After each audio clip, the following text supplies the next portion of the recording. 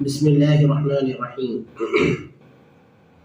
اس کے بعد پھر اللہ تبارک و تعالی نے قرآن کریم کی ان آیتوں کے اندر فرمایا فویل للمصلین الذین هم عن صلاتهم ساہون، کہ خرابی ہے ان نماز پڑھنے والوں کے لیے جو اپنی نماز کے اندر غفلت برتتے ہیں۔ اللہ تبارک و تعالی نے ان نماز پڑھنے والوں کے لیے خرابی کا اعلان فرمایا جو لوگ اپنی نماز کے اندر غفلت برتتے ہیں۔ نماز کے اندر غفلت برتنے کا مطلب کیا ہے؟ اور پھر اللہ تبارک و تعالیٰ ایسے لوگوں پر جو نماز کے اندر غفلت برتتے ہیں، ایسے لوگوں کے بارے میں اللہ تعالیٰ یہ فرما رہے ہیں کہ ایسے نماز پڑھنے والوں کے لیے خرابی ہے، ایسے نماز پڑھنے والوں کے لیے ہلاکت ہے، بربادی ہے۔ تو یہ نماز میں غفلت کیا ہوتی ہے؟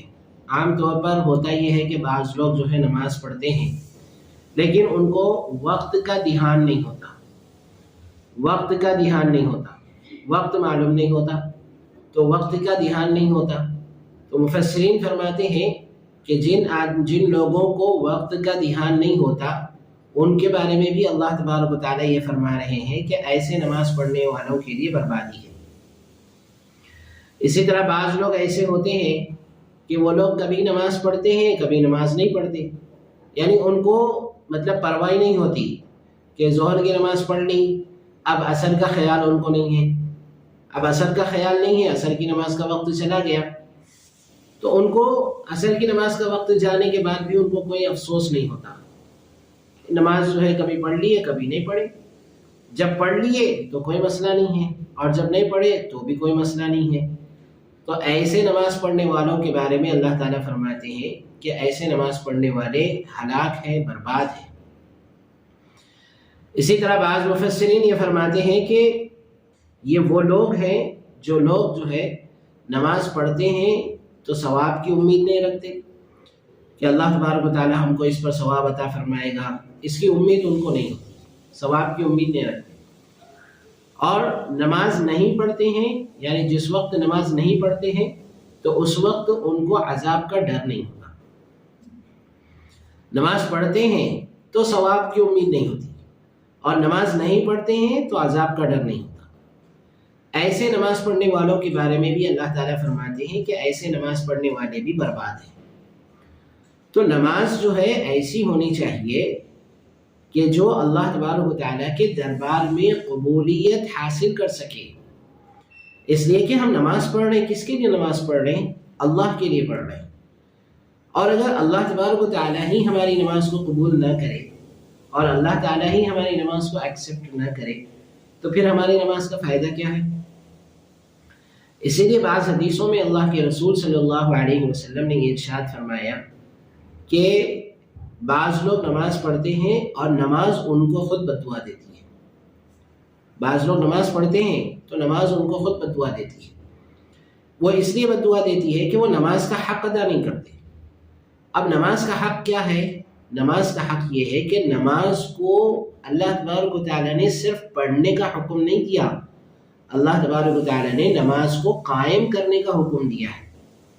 قرآن کریم کے اندر اللہ تبارک و تعالیٰ نے جہاں پر بھی نماز کا ذکر فرمایا، قرآن میں اللہ نے جہاں پر بھی نماز کا ذکر فرمایا تو اللہ تبارک و تعالیٰ نے اقامت صلاۃ کا ذکر فرمایا۔ اقامت صلاۃ، نماز قائم کرو، اللہ نے نماز قائم کرنے کا حکم دیا، نماز پڑھنے کا حکم نہیں دیا۔ اب نماز قائم کرنے میں اور نماز پڑھنے میں فرق کیا ہے؟ نماز پڑھنے کا مطلب یہ ہے جیسے ہم لوگ پڑھ لیتے کہ نہ تو وقت کا دھیان ہے نہ تو کسی بھی چیز کا دھیان ہے، اور کبھی پڑھ لیے کبھی نہیں پڑھے، یہ ہے نماز پڑھنا۔ اور اللہ تبارک و تعالیٰ فرماتے ہیں کہ نماز قائم کرو۔ اب نماز قائم کرنے کا مطلب یہ ہے کہ آدمی جو ہے نماز کے لیے پوری تیاری کرے۔ کیسے تیاری کرے؟ جیسے ہی اذان ہو جائے فوراً جو ہے وضو کر کے مسجد میں چلا جائے اور وہاں جا کر 2 رکعت سنت ادا کرے، مسجد کی تحیۃ المسجد ادا کرے، اور وضو اگر کر چکا ہے تو وہ تحیۃ الوضو ادا کرے۔ عورتیں گھروں کے اندر اس کا اہتمام کریں، اور یہ تحیۃ الوضو اور تحیۃ المسجد اتنی اہم نمازیں ہیں، ہم کو بہت معمولی لگتی ہے، لیکن ان نمازوں کی وجہ سے حضرت بلال رضی اللہ تعالیٰ عنہ نبی کریم صلی اللہ علیہ وسلم کی اونٹ کی نکیل پکڑ کر جنت میں داخل ہوں گے۔